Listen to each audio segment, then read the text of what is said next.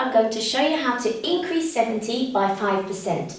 So for the first step, we're going to work out what 5% of 70 is, and to do that we have to multiply them together. So 70 multiplied by 5% is the same thing as 70 multiplied by 5 out of 100. Okay, so I've just changed the percentage into a fraction. Okay, remember, whenever you're dealing with percentages, it's out of 100. Okay, and now if we calculate this, 70 multiplied by 5 is 350, and remember we have to divide it by 100.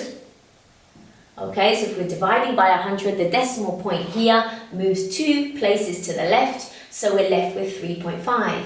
Okay, so 3.5 is 5% of 70, okay? But the question says increase 70 by 5%. So what you have to do is take your answer 3.5 and add it to the number 70, okay? So 70 plus 3.5 is 73.5, and now we have increased 70 by 5%.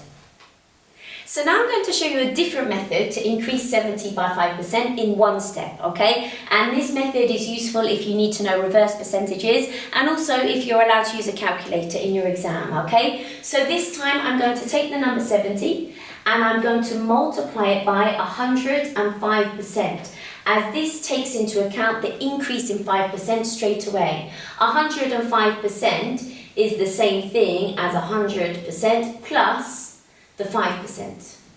Okay, so you could type that into the calculator and it will give you the correct answer straight away. But if you do that, be careful, because 105% isn't the same thing as 105. You must type in that percent symbol if you use that method, okay? Alternatively, you could write the percentage in fraction form. So you could multiply 70 by 105 out of 100.